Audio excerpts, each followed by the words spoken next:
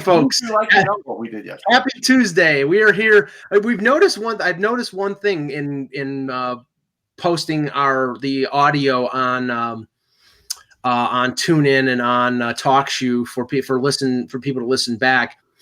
Our new service is really good and we like it, but it cuts off like the first 2 or 3 seconds of our audio when we start, and then at the end when I press to end the broadcast, it extends for 2 or 3 seconds. It takes that much time, so we may delay the first couple seconds and just stand here like a bunch of mannequins because we want everybody to get every moment of our great knowledge.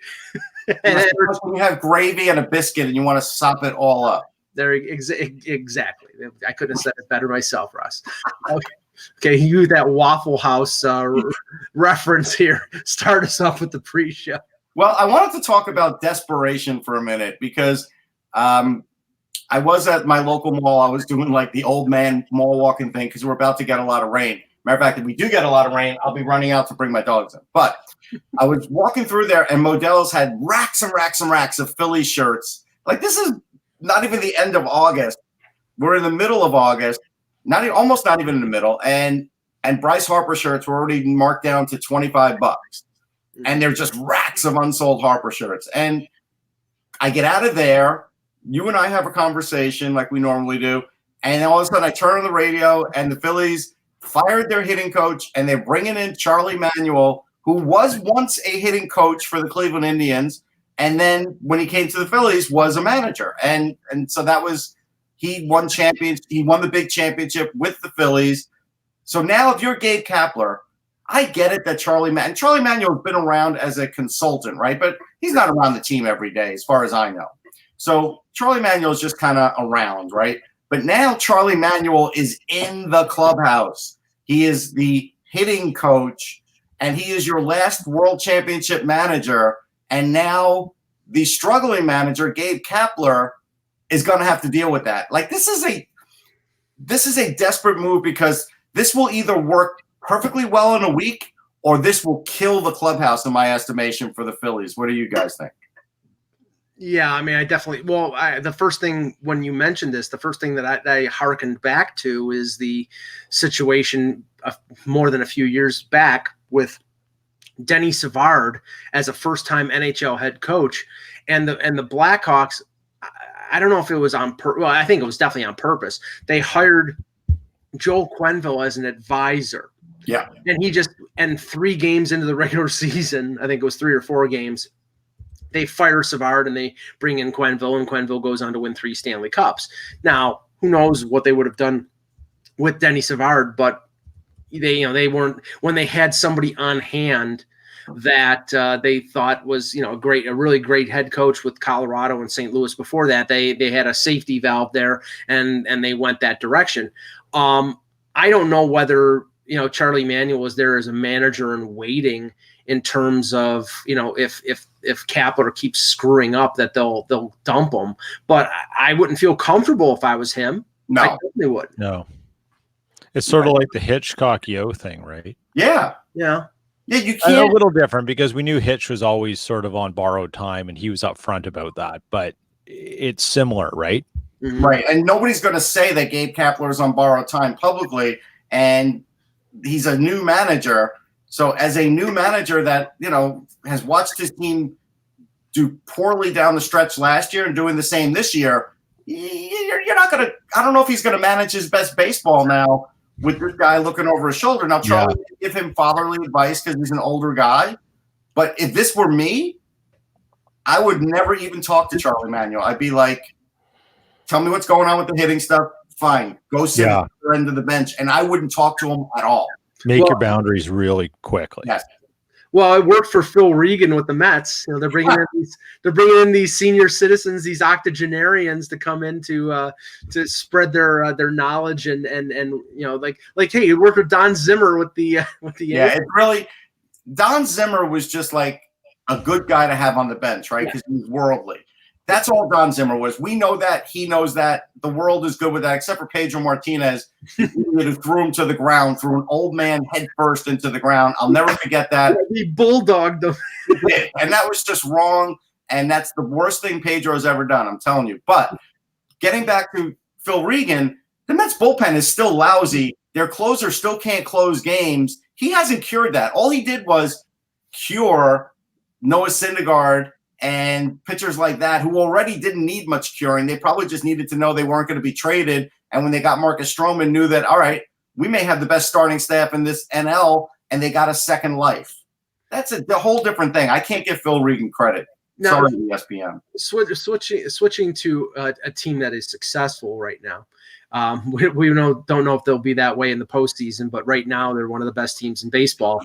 There have been examples in hockey of players who dominate one particular team. I know from the Toronto perspective, Malkin and Ovechkin have always killed the Leafs. Now, the Leafs, for a great stretch of their careers have been terrible, so that's not out of the ordinary. And Crosby as well. So great players having success against a team that was also ran until 3 or 4 years ago is not, in and of itself, not surprising.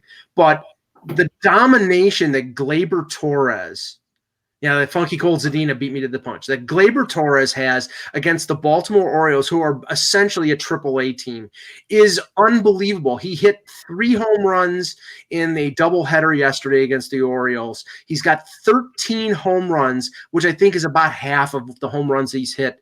And to the point that Gary Thorne, the announcer for the Orioles, is basically, after he hits each home run, saying, "Why aren't you walking this guy? Just give him the pass. He's hitting home runs. You can't pitch to him. You can't keep the ball in the ballpark. Pitch around him or walk him or plunk him."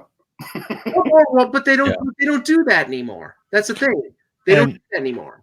And I think the same questions need to be asked of why pitchers aren't doing the same thing to the latest sensation in Toronto, Bo Bichette. It sort of sounds like Boba Fett. Who now has done something no one has ever done in Major League history, which is 15 extra base hits in his first 15 games. Yeah. I mean, this is the one awesome thing I love about, and I'm not a huge baseball fan. I start watching it in September. But the longevity of freaky, weird stats and events that can happen makes baseball such a wonderful historical game that you can go back to the 1800s and literally find out if anyone's ever done something. And the possibilities of things that could happen as events and be streakish they're almost infinitesimal. And this is really cool. Not because he's a Blue Jay, but just because it's happening. And I think when we go back to the steroid era, one of the things that really made baseball fun was things were happening. And baseball needs more things happening like this, where you see incredible streaks and feats that just don't happen very often happen, or at least challenged. And it makes more people interested, because it's got me interested. Yeah, Peter brings up a great point. That's why I wrote my last book, Pioneers of Baseball. You can get it at Amazon.com. Yeah, great history. But I do want to mention, I was at a few of Gretzky's last games, not the final game at the Garden, but I went to a couple of them down the stretch, and I was at one in Philly. It's a good story, too, because I was in there in the booth of this guy who owns Super Pretzel. We know him a little bit. We've ridden his horses. And so he gave the tickets to my wife. And so we went, and I did wear a Ranger jersey, and everybody's screaming at me. And I'm like, listen, it's Wayne Gretzky, man. I mean, just get over it. And Gretzky got an assist in that game, and it was his 100th point against the Flyers. And I thought about it. I'm like, wow, just imagine a guy in a career getting 100 points against one team. Against a team that's not even in his conference. Right. Yeah. We didn't play him regularly. No. Now, it's nuts. Is there anybody like, I mean, from the old Oilers, like Messier or Gretzky or somebody like that just killed the Jets, or is there anybody currently? So recently, I mean, yes, I mean, you pick any Oiler and they killed the Jets, but in recent years, since they moved from Atlanta and came back, it was Chris Versteeg. That guy, I mean, of all players, right? When's the last time you heard that name? Versteeg, when he was on Florida, when the Jets were in the Southeastern Division, he was a dagger. He was an absolute dagger to that team. He could do no wrong against them. Another player, and if there's any Canucks fans listening, they will remember this well. Milan Hajduk was kryptonite to Vancouver. Absolute kryptonite during Colorado, sort of the early 2000s. I mean, Hayduk just, I don't know what it was, but when it didn't matter if it was in Colorado or in Vancouver, that guy owned the Canucks. Just slap them around the ice. It was unbelievable. If the Colorado Avalanche were going to win a game, Hayduk is going to get the game winner or set up the goal. I can give you another guy. This one's a baseball one. Like Tom Seaver's one of the great pitchers of all time. There was a guy, Tommy Hutton, who was a part-time player for most of his career, but then I want to say his last 6 or 7 years was simply there to pinch hit against the Mets when Seaver would pitch. So he was on the Cardinals and he was on the Expos and he was everywhere. And he would, anytime Seaver would play, he either would start or they'd have him pinch hit. And so he can come in the 8th or 9th inning because he had a really high average, like well over 300 against them, and most didn't. Yeah, and he's probably more famous as an announcer than he is as a player, except for him being able to hit against Seaver. And somebody is saying, Chris Drury used to kill the Wings. Funky Cold Zadina said that. And Vanek used to own the Bruins. I'll tell you the one, and I don't know how many points, but it was just back in the day in the early 80s, late 70s, early 80s, when Rick Middleton was with the Bruins, he killed the Sabres. He destroyed them. But yeah, I mean, I love that. I don't understand what the dynamic is that a player just dominates against one particular team. It's whether there's extra motivation there or something. I don't. I can tell you exactly what it is, and I got it from Chris Kreider's mouth a couple of years ago. So I was at a practice, and I said, Chris, why is it that you do so well against the Flyers? When you come here, you seem like a different guy. He goes, all I can tell you is we take the train in, and the minute I get off the train, I get into this headspace like, all right, we're playing in Philly. It's a hostile territory. I'm ready for this. I want this.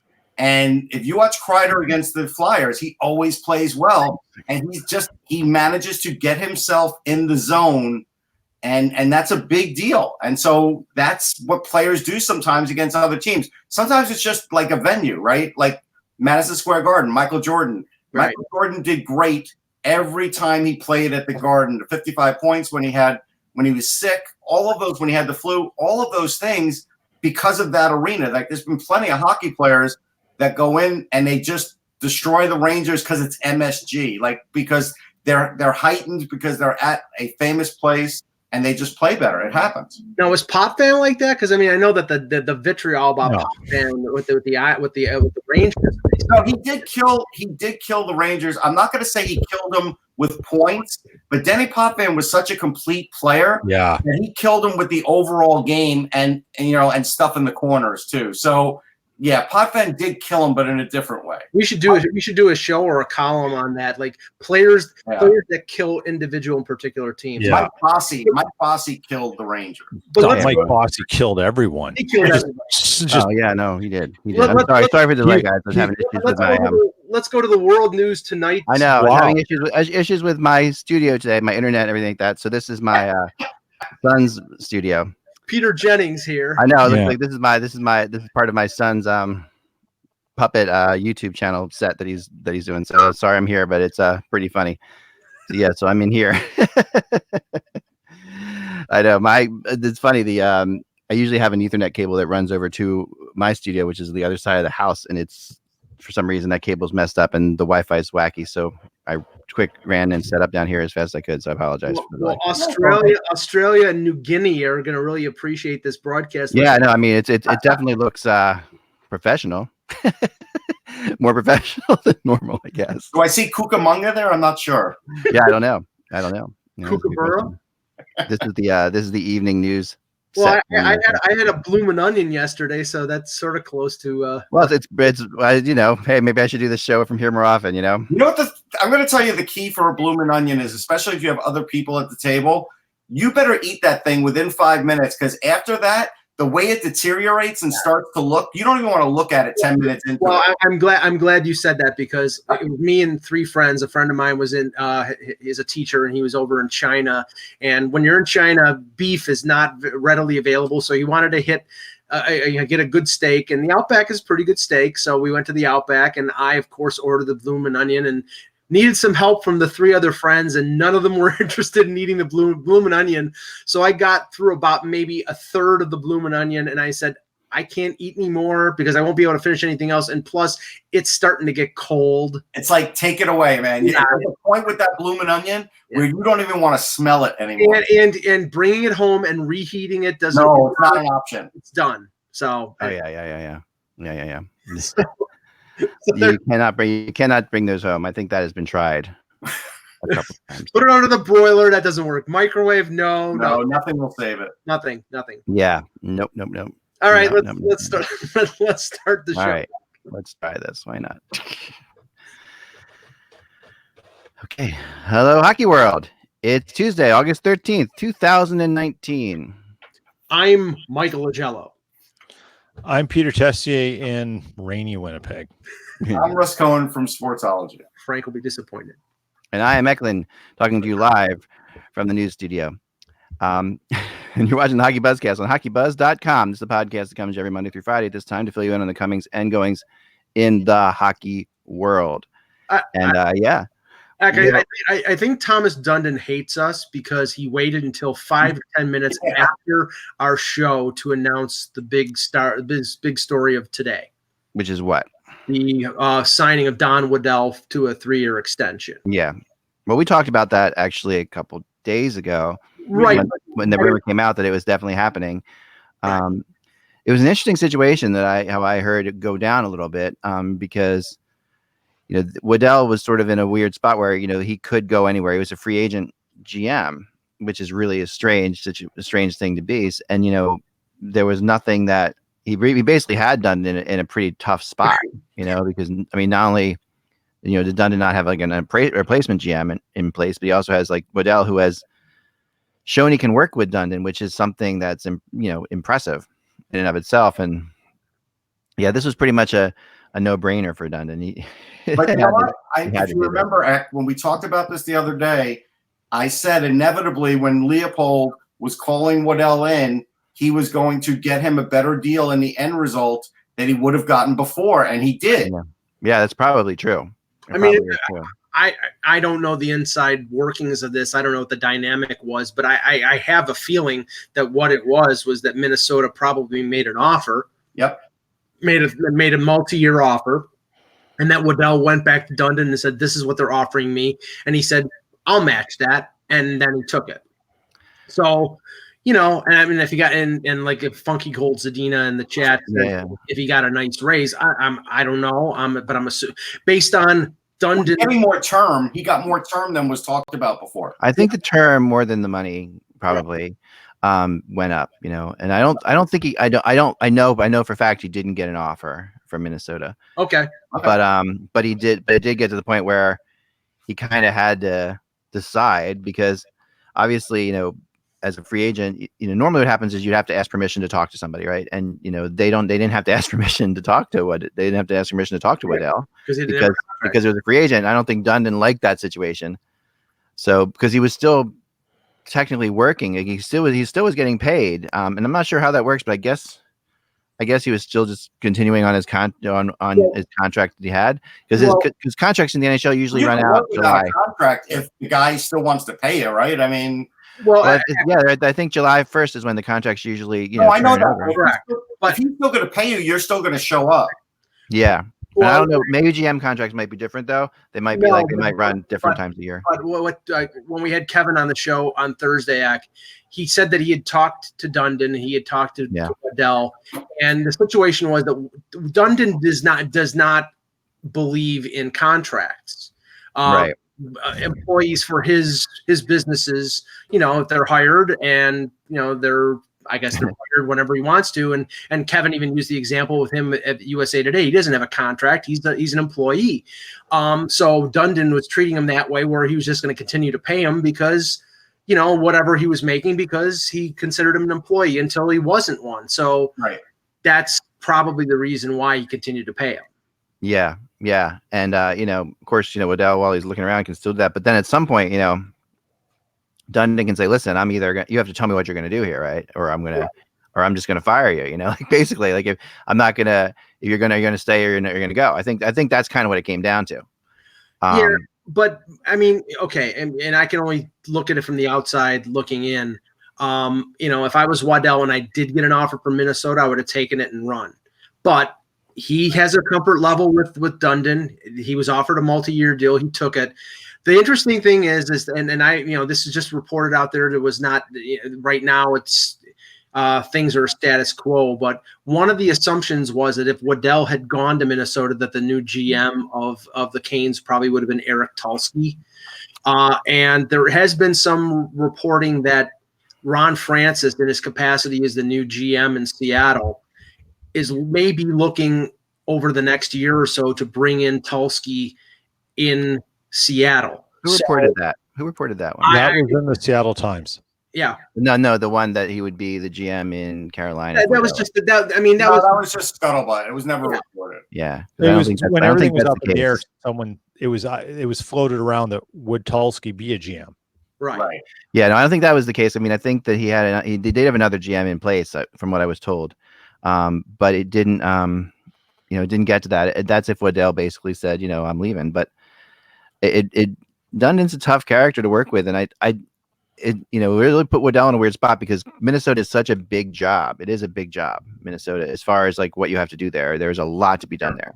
And a lot of stuff beyond the hockey world. No, you have to promote the game there, like you do. Yeah. I mean, and in Minnesota, you really have to rebuild a lot of the morale among the staff. You got to do a lot, which is like a lot of the backstage stuff that you don't necessarily see beyond just the fact that you got a team that's in the middle of, are they rebuilding? Are they not rebuilding? What are they doing? So yeah, there's a lot of different things happening in Minnesota. I've heard though that it's going to be a first-time GM that's going to take over that job in Minnesota. Wow. So, which is a little surprising because we all kind of thought it would go the other way. And I really think it's going to come down to Fitzgerald and Bill Guerin.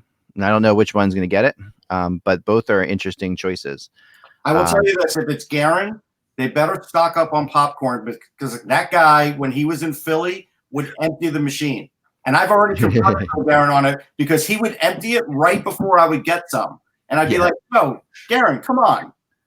Well, I mean, based on the fact that in the Mike Russo article that came out after Fenton was fired, that Fitzgerald was the second choice and that they went for Fenton, I would lean toward Fitzgerald. But the only thing I'd say about that, Mike, is I think well, you made the point before about him maybe being hesitant to go down the Nashville. Yeah, I think if they're close, he's going to look at say, I don't want to be targeted as I'm just bringing in Nashville people, and that's the deal, right? So which is a lot of what you saw in Buffalo originally with Pittsburgh people, where they're a lot of you have to be careful when someone is part of another organization. They tend to, and you're seeing it in Philadelphia now with Minnesota people too, coming in. But I think that they're interesting. They're two very different choices, Guerin. They both serve Guerin and Fitzgerald. They both serve one aspect well in that they will be good names that people will. They're both very good people. They're both very solid people. Like really, two of my better friends in hockey actually, and I really like both of them a lot. They're both very smart. Fitzgerald is really sharp. Guerin's more probably like a fly by the seat of your pants type GM, where Fitzgerald's more of a thinking GM. Mm-hmm. But Guerin does know his hockey, and he knows talent. He's very good. He does. Judge of talent. Had him on our show. He's a very bright guy. And he's a bright talent guy. The legal aspects and the lawyering and all that stuff that has to go on as a GM, that might be more Fitzgerald's bag. Yeah. But you can always hire somebody to do that too if you play it right. And I think Guerin's going to be the guy who's going to be more of like, okay, But Guerin is definitely he's a big USA hockey guy, which flies well in Minnesota. Yeah, of course. I do have something to mention about Minnesota. So yesterday, Bruce Boudreau was at Vikings camp. And I think that's hilarious because can you just imagine this guy at a football camp? I mean, to me, he was there. He was there for the donuts. Who? No, he's not. I know he's so not. Who's the This escaped me. Bruins coach, Bruce Cassidy. Cassidy, that's it. He was at he's been at Patriots training camp, and I've seen video. He is talking to their coaches. But that makes more sense to me because we say it a lot, but I just don't think Boudreau is a football fan. But there's I know there's a line. I see Bruce Boudreau tailgating more than I see him on the sideline. Hold on 1 second, guys. I'll be right back. Okay, I know there's a line of communication between some of the coaches in the Boston. Yeah, just when they talk about coaching, right? Brad Stevens and Cassidy and Belichick, they interact. So I'm not surprised that Cassidy is at Patriots camp. I mean, they're winners, so he thinks he can glean some information from the Patriots. I can completely understand that. I would say this though. If I were the Vikings head coach, I would keep I would keep Boudreaux away from the field goal kicker. The last thing you want to do is let Bruce Boudreaux talk to your field goal kicker and possibly screw up his head. No, wait a second, Russ. Did he talk to the Jets field goal kicker who decided to retire yesterday? He did. That's fantastic. But all right, you're going to make me go off on a little bit of a tangent. If there's a position, a non-essential football position, it's field goal. It's your kicker. Punter's worse. No, I think punter nowadays is more important because of field position. Field goal kicker, like there are 3 or 4 times a game where if you have a really good one, you could bail out the offense. But you've seen guys like Belichick don't even use the kicker 99% of the time. They don't even bother. They just keep going for it. But you do need a punter because of field position. But a field goal kicker to me is like, especially now what they've done with the kickoff, nobody can run a kickoff for a touchdown anymore. But anyhow.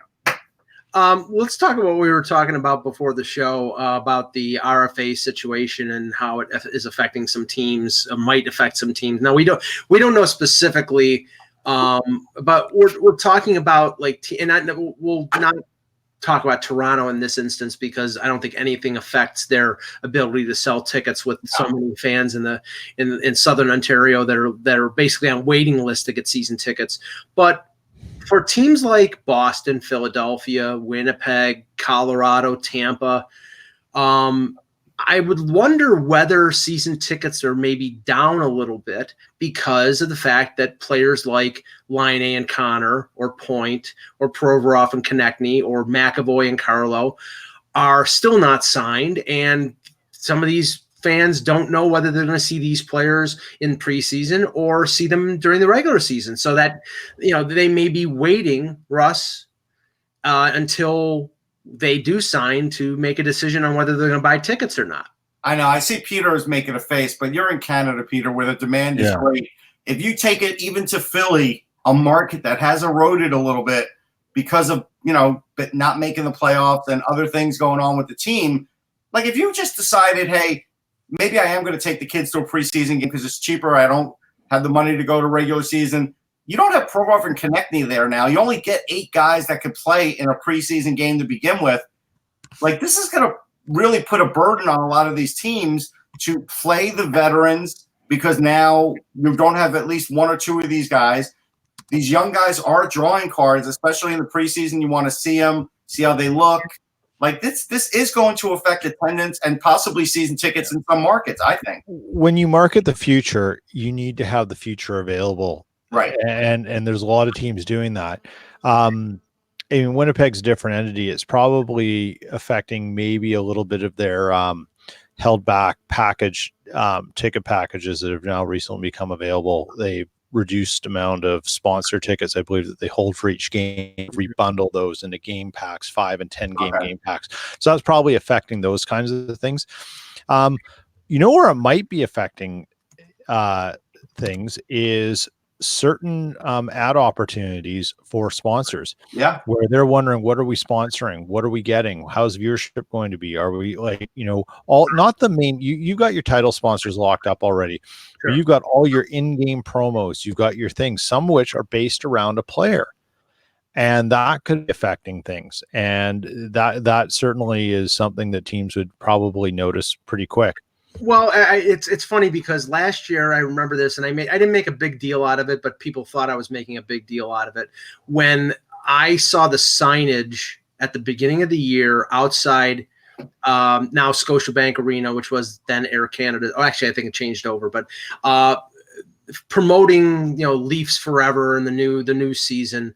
It was Matthews, it was Marner, and it was Morgan Riley, and the person who was conspicuous by his absence was William Nylander because he hadn't signed. So because he wasn't technically part of the team at that point. Mhm. I don't think that they because maybe they didn't know that if they were going to sign him or trade him or what. They didn't include him in any kind of the promotional packages, and any kind of the signage or things on the website until he signed. And I think that makes sense, because you could be spending thousands of dollars with posters and things of that nature, and then if you trade the guy.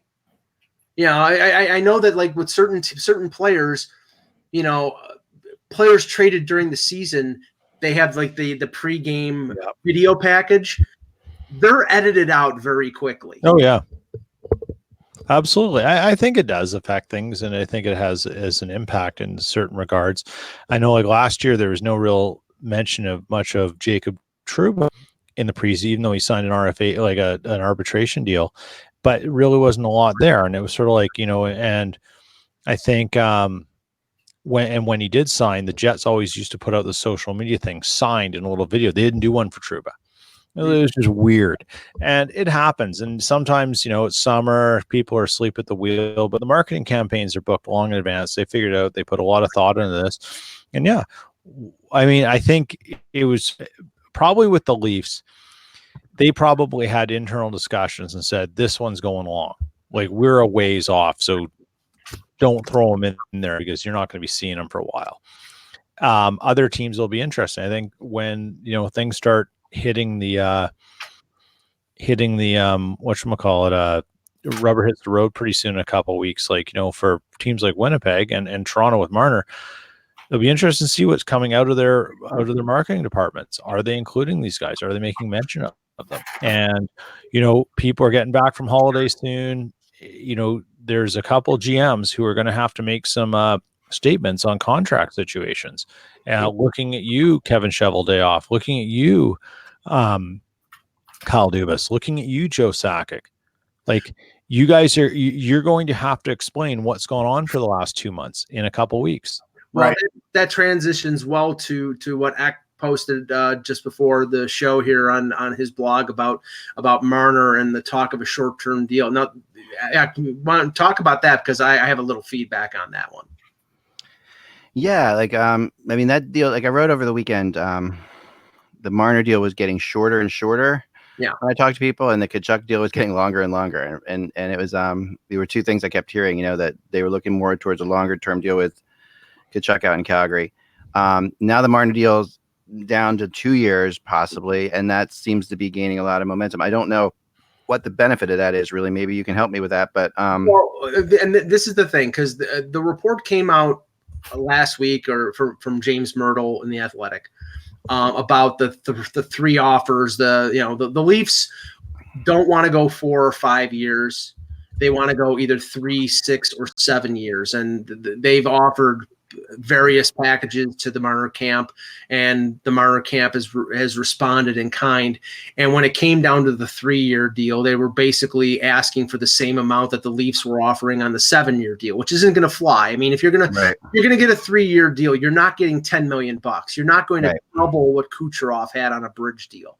But in the current situation with these players, they're going to get paid more than anybody else has been paid on bridge deals. I don't think, and Anthony brought this up on a previous show, I don't think a 2-year deal makes a lot of sense, because the second year of that deal could completely be gone or could be minimized because there could be a lockout. Right. And if that's why more than likely the shortest deal that the Leafs and Marner would negotiate would be a 3-year deal, because at least then they would have a year after a potential shortened season for a lockout to have him for a full year. But I think there's the tug of war act. It's going to be, you're not getting $10 million, Mitch. You're getting, a short term, a 3-year deal could be 7.5, 8, 8.5, something like that. It's not perfect, but at the end of it, he's arbitration eligible, and they have some recourse to extend him on a long-term deal after other contracts expire. So I think right now the Leafs would settle for that, and I think eventually Marner's camp, they don't want a 6 or 7 year deal because they want to they want to hit the jackpot on another free agent deal while in his mid-20s. That's the motivation for them. Yeah, he should take a 5-year deal. and move along. The point, I think, and we don't have to spend a lot of time talking about Marner's camp and Marner's position, but if they believe that Mitch Marner needs to be paid like Mark Stone and Kucherov and Patrick Kane, then I need to see more from Mitch Marner. It's just that simple. Right. Like if you believe your player is in that level of class and deserves that salary, we need to see more from him. How are you going to get him to? How does that work? He has to play. He has to play. And that's the point. The point here is that right now he's not asking for Stone or Kucherov level. He's asking for Austin Matthews level. Well, I think for Patrick Kane level. I see, honestly, and he's got nothing behind him to say he's got nothing behind him to say he can single-handedly take over a game and beat a team. You're not going to have him 2 years, $20 million. You're not. I think that's Matt Sundin money. Come on now. For Vancouver. Yeah. I think the Leafs would sign up for what Patrick Kane is getting, meaning $10.5 million on a 5 or 6 year deal. The problem is that the Marner camp wants that on a 3-year deal, so that's not flying. So and Funky Cold Zadina in the chat again is saying I can see Marner getting a 4-year deal. This is the Leafs will they won't do a 4-year deal. The Leafs won't do a 4-year deal because it walks him right to unrestricted free agency. That's a no-go. They won't do a 5-year deal because it's the same year that Nylander and Matthews turn UFA. So you have your top 3 young forwards all turning UFA at the same time. They want a shorter term deal or 6 or 7. Yeah, that's their limitation. That's where they're operating. Yeah, no, you're absolutely 100% right. And I don't know. I think there's a lot of potential here, and I wrote about yesterday too. And I don't think Mitch Marner is going to get traded, but I think what Peter was saying there was the right stuff. And to me, it's not just like let Mitch Marner show us more on the ice. It's let Mitch Marner show us that the Leafs can get somewhere with him. You know what I mean? Like, to me, this is more than just like this becomes when you get into the $8 or $9 million range or whatever. Right. You want results in the playoffs. You know what I mean? Like it's like, and the players who have the highest salaries end up being the ones who really are the ones who are held accountable for those results. That's just how it goes in the NHL in general. Yeah, and if he gets the shorter deal, it's beneficial to both sides. He gets good money, but not the best money for a short-term deal. He gets closer to free agency, and the Leafs get a little bit of cap relief because right now what I see is if they have to pay Marner on a big-time deal for 6 or 7 years for over $10 million, then William Nylander is gone because they can't afford a $7 million player on top of 3 $10+ million players. If they get Marner for less than that, then they can probably keep Nylander, although I think they probably will need to trade him to re-sign some of their defensemen, but it would be a little bit more manageable based on what the cap is going to be. But if they have 3 $10+ million guys, they can't afford another $7 million guy. This is all about the salary cap. Because, and not I mean, that sounds obvious, but this is all about the fact the salary cap is not going up fast enough. Right. And if the salary, there is this expected boom in the salary cap that people are talking about a couple of years from now, right? Where it could go up like $5 million in a year or what have you. And that, because the Leafs can pay, they can pay twice the salary cap right now if they were allowed to. So it's not a matter of like what they can pay. It's a matter of, if the next 2 years salary cap stays low, we got to do something different. Then we can just give them. Then you can have 3 $10 million players and William Nylander. And if you want to, 4 years from now, you probably can. So. I'll tell you a couple things. First one is with 2 years for Marner, like where's the lockout protection for that? Tell me that. Yeah. So I don't know why they'd want to do that. The next one is when you look at Marner, forgetting about Tavares and the obvious boost 5-on-5, his shooting percentage has been dead on for the last 3 years, 10.8, 11.3, 11.2. His power play goals and assists pretty close every year. So there's certain things you can count on now from Mitch Marner. And to me, that's enough to give him upper echelon money because I already know what he could do with Tavares. Those other things he's been doing since the start of his career, there is no reason to believe there's going to be a drop-off. And Peter, I would get the feeling that if it was a 2-year deal that they were negotiating, that this is going down the road of the same road that it went with Trouba and Winnipeg, because now I think the difference is that Marner wants to stay in Toronto. It's his hometown, and if he gets paid what he perceives as equal money, then he definitely wants to stay. But 2 years takes away the 2 non-arbitration years. Yeah. Then he has arbitration the next 2 years, and then he could go unrestricted free agent. So unless there's some guarantee of them getting him locked up on a long-term deal after 2 years, I think the Leafs are going to try to get as many years as possible on a Marner deal. You know, here's I think so. Let me go back.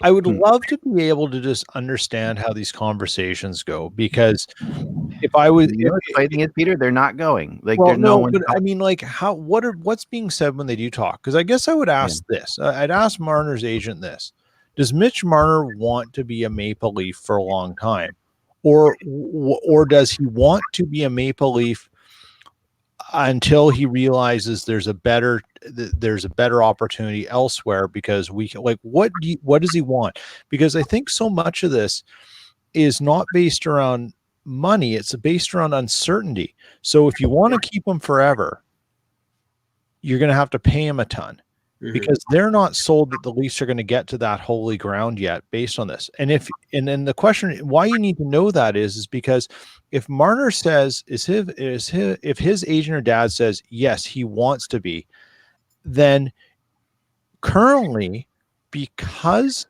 this is the order which contracts were arrived at, Mitch Marner is not going to have the same advantage or leverage to get the money if he wants that others did. That's just the way this worked. It's not because we're trying to screw Mitch Marner. It's because there is a finite amount of money. And if Mitch Marner wants to be a Leaf, he has to do something that might not be in his best financial interest by taking a little less, but it's good for the team if he wants to have success here. Like, there is a give and take that's arrived because of the salary cap, but you have to, like, not everyone is able to ask those questions in a way that isn't offensive.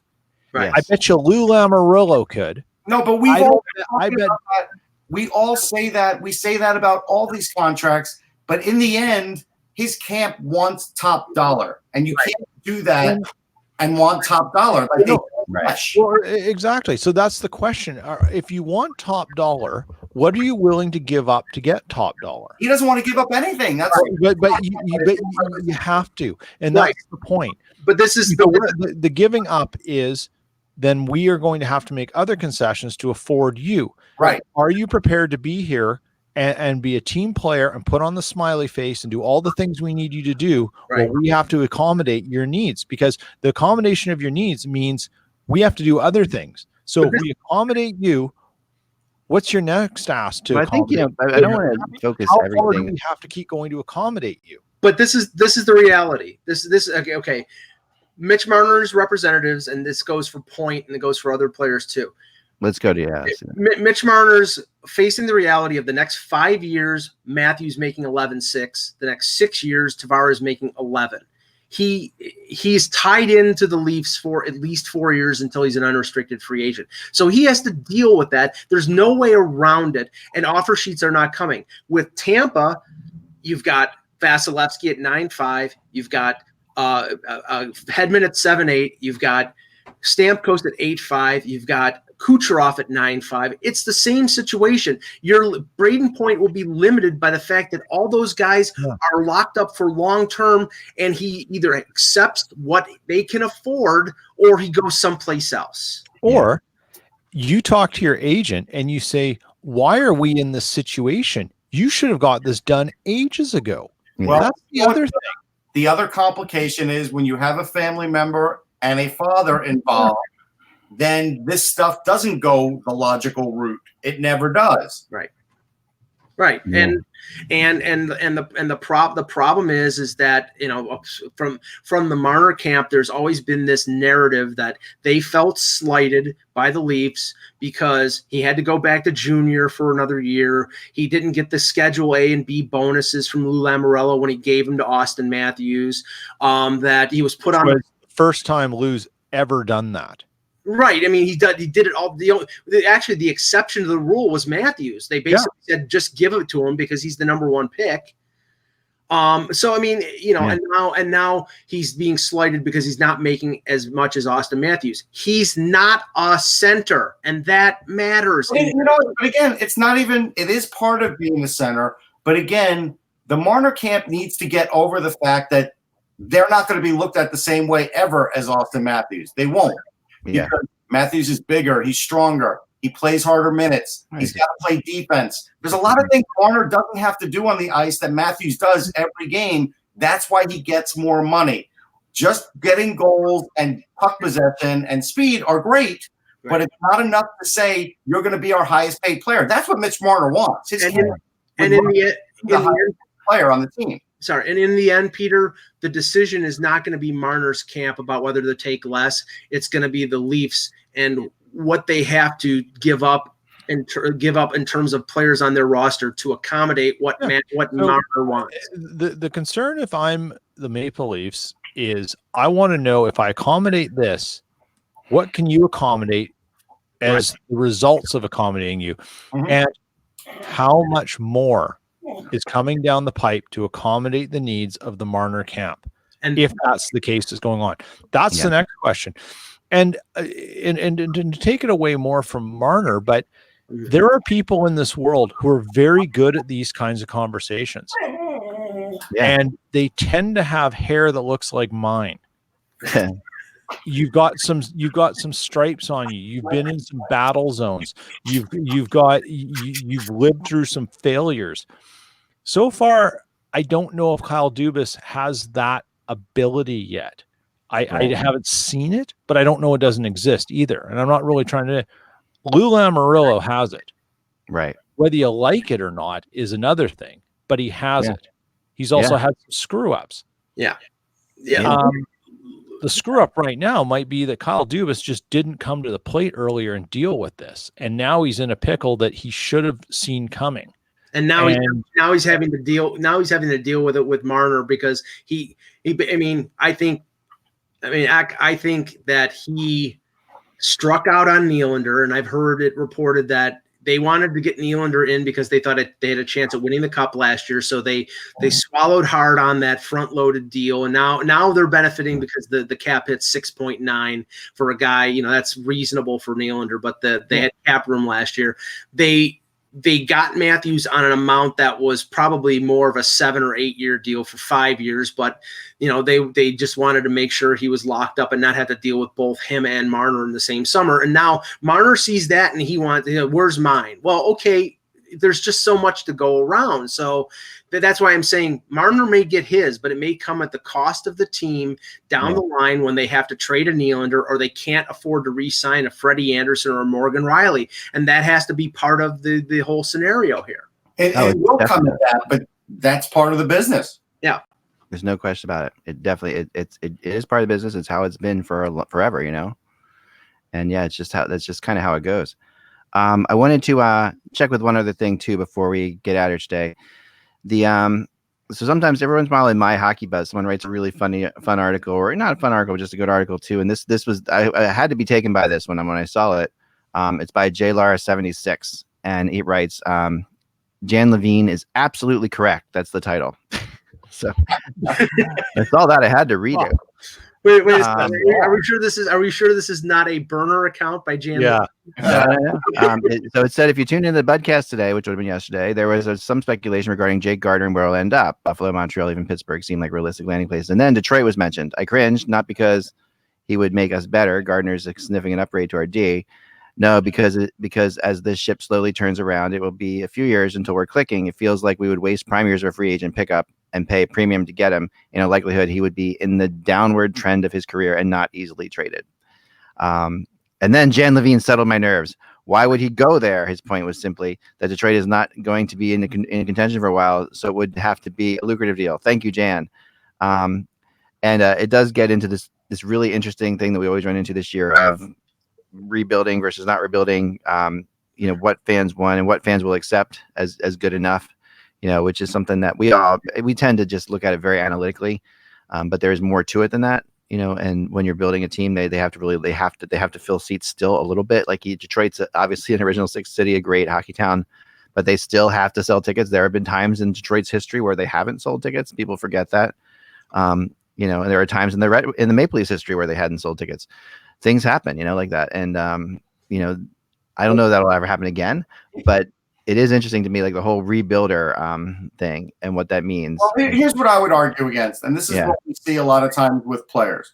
So would Jake Gardiner go to a playoff contender for 1 year, $3 million because that's all they've got, or would he go to Detroit for 2 years, $10 million because that's what they have? And I think fans would be mildly shocked to find out that a lot of times the player will go to that other team that's giving them more term and more money because their agent's pushing them that way. At the end of the day, they're going to go there and say, all right, I can make them better. Maybe we'll still be better than they think, and they'll go in with that attitude. It's not everybody gets to sign with a winner. And in the second year of that deal, more than likely, if the team is rebuilding, which we know Detroit's going to take 2 or 3 years at least to rebuild, the second year of that deal, he's probably ends up getting traded by the deadline to a contender. So it's only 1.5 years with an also ran rebuilding team. So I mean, right now the thing is Gardiner, and it's still out there that he's got some sort of handshake deal with the team. If that's the case, then he's still in limbo waiting for this team to jettison salary off their defense so he can sign. But he's probably not waiting around for a 1-year deal. He's probably waiting around for a multi-year deal. Yeah, I think so too. Otherwise, I'm sure there are teams out there offering him a 1-year deal. I'm sure even Toronto would have offered him a 1-year deal. Oh, and we should talk about the one team that desperately needs him now are the Calgary Flames, finding out that Yusuf Alamaki has an ACL injury. Yeah. And it occurred in his training. It wasn't even like at the facility or anything with Calgary. Yeah. And this is a young guy. So this is not a great sign for that. The other Michael Stone's probably laughing because he got bought out and now they could use him. And someone like Jake Gardiner now all of a sudden probably looks pretty damn good to the Calgary Flames. Yeah, I wouldn't be surprised if they go down that path. Yeah. Well, I mean, they do have the ability, though. They do have depth in terms of Shillington, in terms of Anderson. Not proven depth, though. Not proven depth, no. But I mean, they're probably better off than some other people, some other teams in terms of. The tough thing for Calgary is though that they were they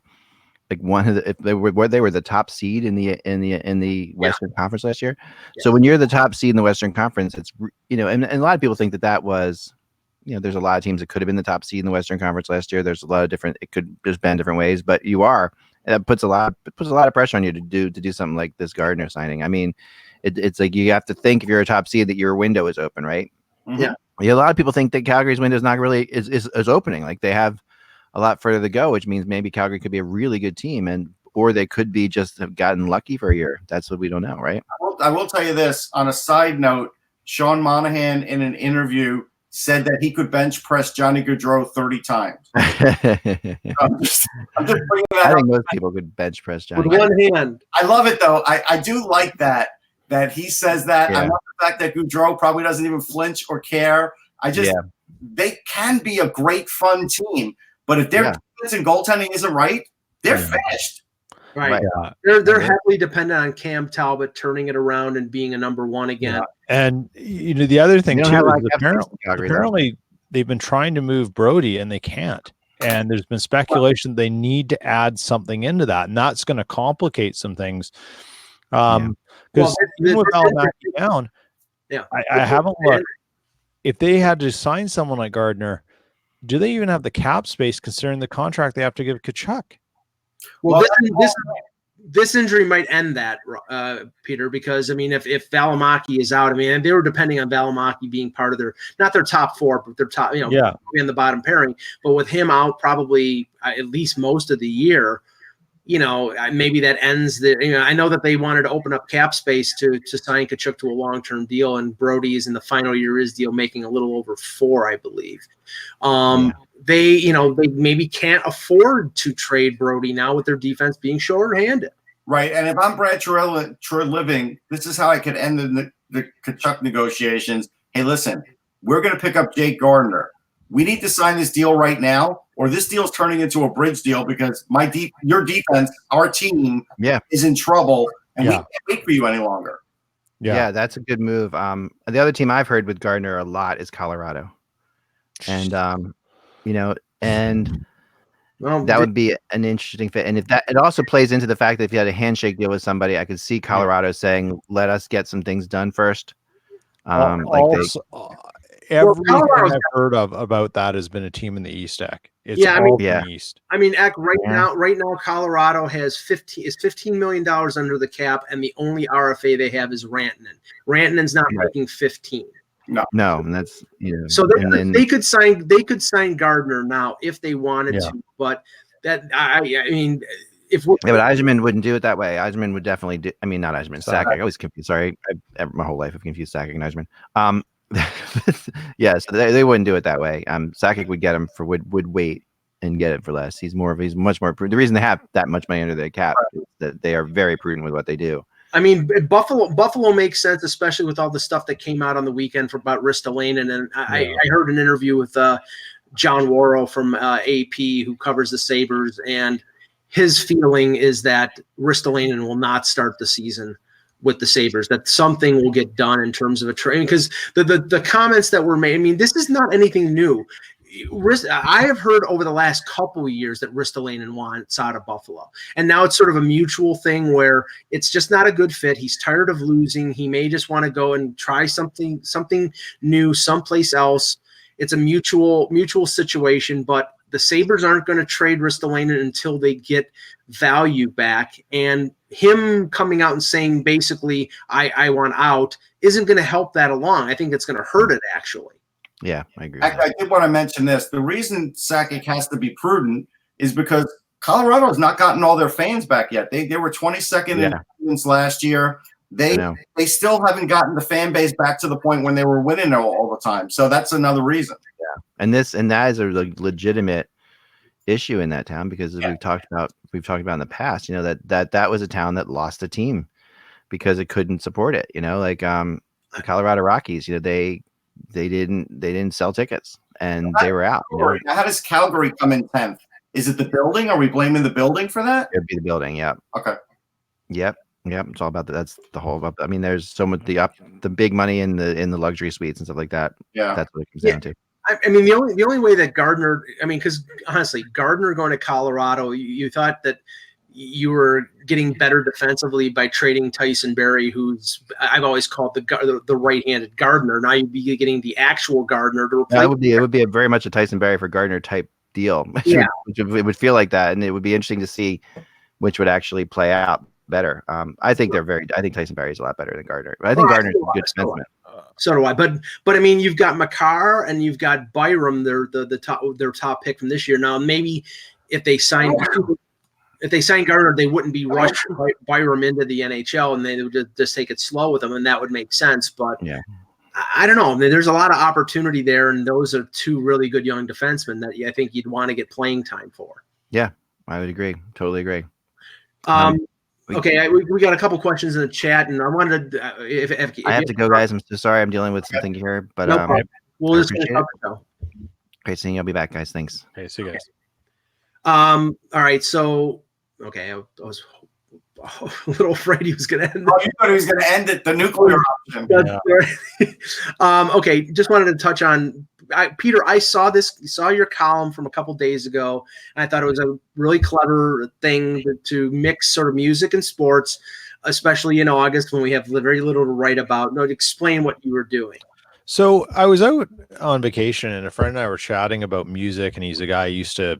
When we were in university together, we'd always go to secondhand record shops and we looked for things and we just always loved music and chatted about it and listened to it together. And we were talking and, after a few pops and said, what would your decade team be if you had an all-star team of musicians based on hockey positions? Who would you put into that? And we started talking about it and had this fun conversation about how do you look at things? And so I said, well, I'm going to write about this and do the 60s, 70s, 80s, 90s, and 2000s, and of who's your first all-star team based on rock musicians.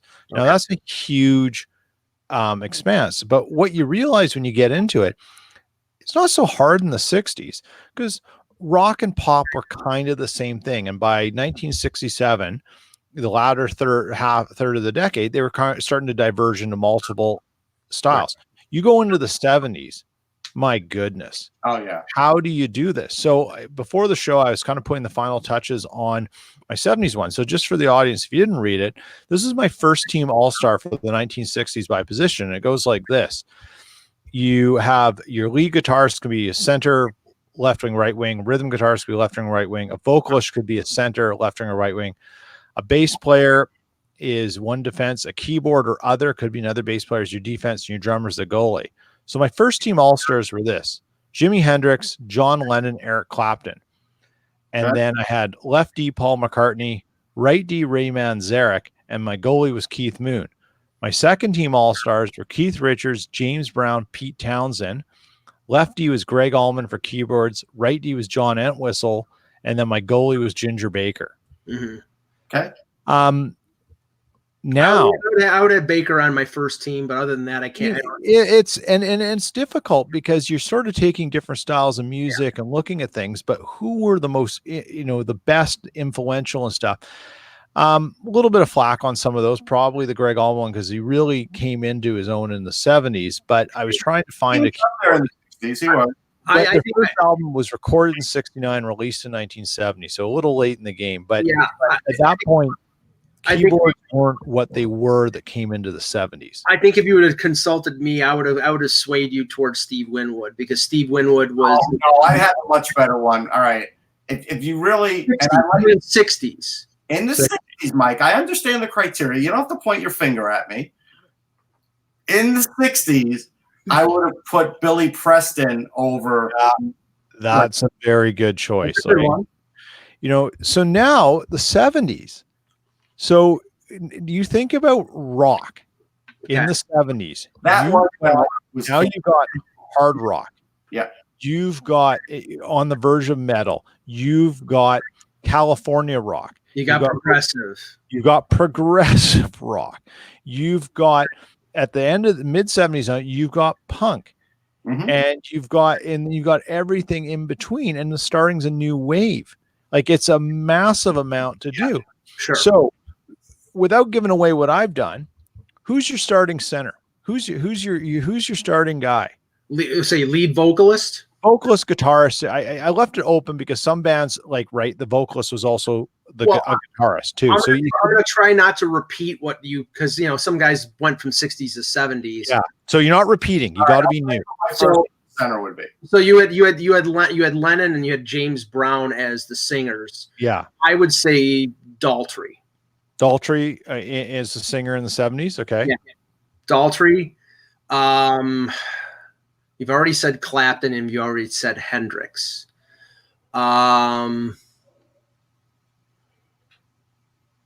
Probably, I'm stealing one from Russ. I'd probably say Steve Howe from Yes. Okay. And then a rhythm guitarist. Sure. Jeez. Or guitarist. I mean, it's hard to say. I've got a very different one. Right.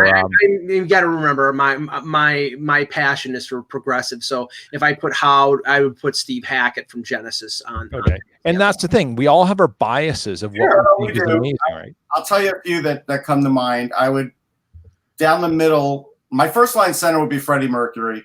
I would have Anderson as probably third or fourth line center. Yeah. Chris Squire would probably be a second line winger. That was my bass player. Yeah. When Mike mentioned that. Pat Metheny would probably be a third liner. Ooh. Jeff Beck might be a second liner because he's another one of those forgotten guitarists. You notice nobody's saying Jimmy Page. Well, I know. I'm surprised. There's mixed feelings. I'm not going to say Keith Richards either. I used Richards as the second team all-star. Yeah. Now, the enforcer on that team, I would have fourth line enforcer, Alice Cooper. See, that's interesting. I just took the model of all-star teams. I know, but I get there's a lot of ways you could do it. And if you had to build a team, that's a totally different exercise than building an all-star team, right? Yeah. I just didn't want to do that much writing. If you had to do 4 lines, right? No, I was going to do 4 lines. I was just but that's the 70s. Yeah, and Wakeman and yes have to be in there too. Yes. Sorry, who was that? Rick Emerson. I mean, yeah. Yeah, I mean the keyboardists would be probably in any order: Emerson, Wakeman, and Tony Banks. The drummers would be Bill Bruford, John Bonham, and I'll say Phil Collins. The bass players would be Squire, Geddy Lee, and I'll go Jaco Pastorius. So I like Jocko. I'm a big Jocko fan. I think he came more to prominence in the 80s, but I'd have to look it up. Mid late 70s. Yeah. Because he was dead by like 83 or 84. I know. I got to look. That's what I want to look up is. So 1951 and died in 1987. Okay. So he's one of those hybrid guys who kind of transcended those 2 decades. And there's a few of those. And the same with the 60s and 70s. There's going to be a few with the 70s and 80s. Like there's going to be people who say, what about Joe Perry of Aerosmith? I mean, I was thinking about it. I was on the 80s team when they had a resurgence. I was thinking about Steven Tyler as one of the lead guys because I put him on the 80s team for their resurgence too. Yeah. And does longevity of career matter? Does what they produce matter? Like it's an interesting. Yeah. Well, for example, I would choose, and we'll get off of this and we'll take a couple questions and maybe talk about this tomorrow because it's such a good subject. But for example, Steve Winwood is one of my favorite keyboard players. I would pick him for the 60s because of Spencer Davis Group and Traffic. I wouldn't pick him for the 70s because Traffic sort of went by the wayside. And then he had a lull. Then he was ill for a while. But then he came back in the 80s with Arc of a Diver and Back in the High Life and hit it roll with it. He hit the big pop thing in his second career. He'd be a candidate in the 80s and in the 60s, but he wouldn't be a candidate in the 70s. So 60s, you got to remember, he was 16 in Spencer Davis Group writing those songs. Yeah. And then you think about, then Traffic, Dear Mr. Fantasy, Low Spark, A High Hill Boys. Yep. And then he was in Blind Faith. Right. I mean, I'm going to give you it's actually stupid that I left him off. Yeah. I'm going to give you 2 small market guys for the 80s because like Van Halen's big market team, I'm going to give you small market teams, and that would be Stevie Ray Vaughan and Joe Satriani. Yeah. Okay. So there's a really good question. What do you do with Zappa alumni?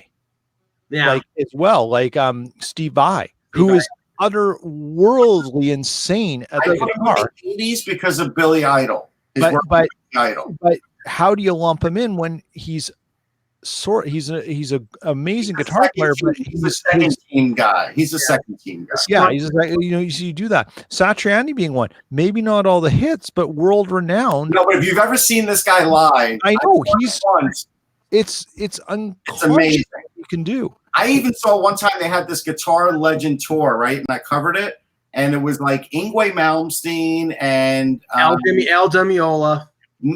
Al Demiola was not in that one. It was heavier than that. Okay. One of the heavy metal guys with a big mustache and beard, I forget his name. But Yngwie Malmsteen, I got to tell you, he'd probably be a second teamer. Once you get into the 80s, it just blows apart because now you have genres, you have all these different things. And wait till you start in the 90s and people are going to say, well, what about Nirvana? How do you deal with Kurt Cobain?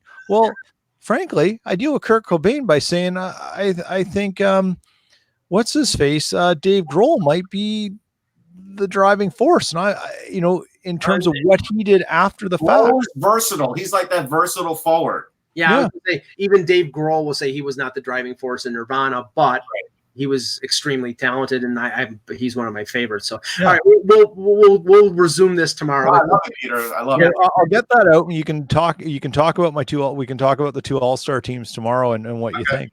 Couple questions, and then we'll end the show here. We had Steve James, who I promised we'd answer this question because it was Leaf related. Mike Russ, do you think the Leafs will extend Anderson during his current contract, or do you see Joseph Wall or Ian Scott being there in a couple years? Now, Anderson's got 2 more years at $5 million. They can't negotiate an extension until next July. So what he's saying is after July 1 of next year, do you think that they'll extend him? I think they're going to go and let the contract play out and see where Wool and Scott are.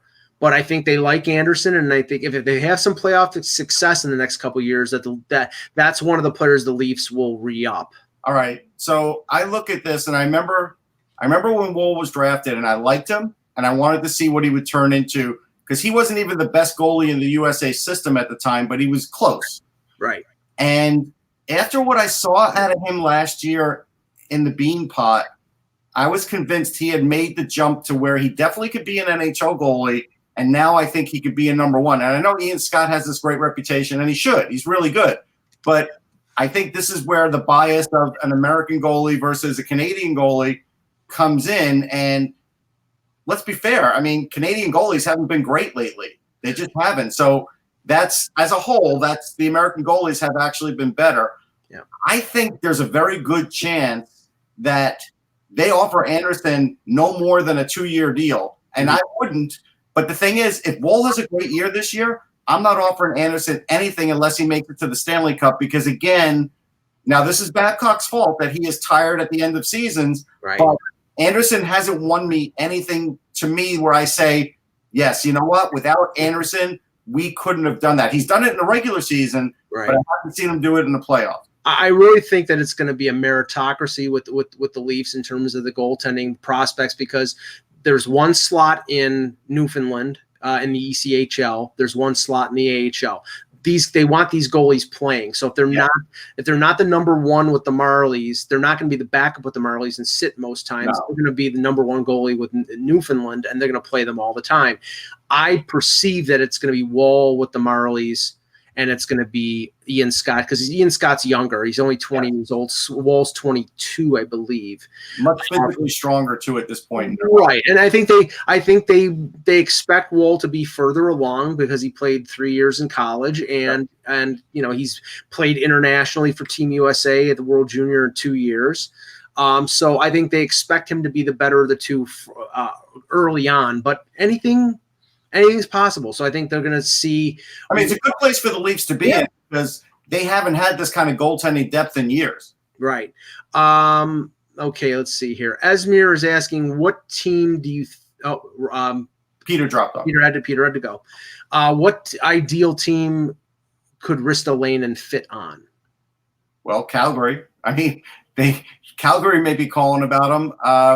You would have to do some sort of swap there to fit him in, or they'll just take him right now. And again, sorry, Kachuk, but we're gonna have to do a bridge deal now because our team is in trouble here. I would say this is obviously a team that he will never be traded to, but he would be an ideal fit with Toronto. Sure, yeah, they'll never trade with him. Never trade him. It never will happen. But a minutes-eating, right-handed, big defenseman that Babcock would eat that up completely, but it's not going to happen. Okay. Let me think of another team though, because I still think end of the day they could make a trade before the season starts with the Islanders because the Islanders may see what they have in camp, and let's say Boychuk looks too old or one of those guys. I could see them making a deal like this, especially if it's after Labor Day and they've broken ground on the new arena. I could see them taking on some more salary. Yeah, but the Sabres would probably want they'd probably want a Dobson. Or they'd probably want one of they won't get Dobson, but there's guys they could trade. They've got enough prospects. They'd probably want Beauvillier or somebody like that. Yeah, they could probably get Beauvillier. Okay, last question. Funky Cold Zadina, do you guys see the Wings keeping Anthony Mantha long term, or do you see him being traded when he's an RFA? Well, I think he's one of the young guys that Yzerman would want to build around, but he also would be somebody if Yzerman decided that he was a limited player that he could get value for. So I think the jury is out on Mantha. Yeah, but Keith Primo was a limited player, right? But he still was a pretty effective guy. Mantha's a big guy with a big shot. End of the day, he's been scoring goals for years now, even after all the original controversy with Jimmy and all that. I would try and build around him too, because how many big goal scorers are you going to have in the next couple of years coming through Detroit? Zadina is a goal scorer, but he's not a big guy who could take up a lot of space kind of goal scorer. Mm-hmm. So, and Mantha could score that wrist shot from a lot of different spots, even from far out. I think he's just at this point one of those guys that you don't have to break the bank on because he doesn't score 40 goals, but I think you can get 30 out of him. I do. Last question. Let me just pull it up here. From Mark Peterson, what are the odds that Kirill Maximoff makes the Oilers out of Junior? Now, we know that, you know, the Oilers in terms of support players are very thin. Yeah. Maximoff had a good year last year with Niagara, 40 goals, 39 assists, 118 penalty minutes. He's big, 6'3", 194. I would think at 20, they would go with the same model that they followed with Puljujarvi, not to great success, or Kailer Yamamoto, and play him in the American Hockey League. But Russ, they're short for talent on the wings, and they have centers. So is it impossible? No, but I don't think it's likely. I don't think it's likely with Ken Holland there either. I think you have to start him in the A. I just look at that situation and say, you saw what happened with Puljujarvi. Do you want to recreate that? Right. And the answer is no. Right. Exactly. So, okay, great show. We will be back tomorrow with another edition of the Hockey Buzzcast for the departed Eklund and the departed Peter Tessier. They're still alive. They just left the show. Yes, that is true. We're not talking the movie with Matt Damon and Leonardo DiCaprio. We're talking they left the show. For Russ Cohen, I'm Michael Agello. Thank you for watching. And remember, without the buzz, it's just hockey.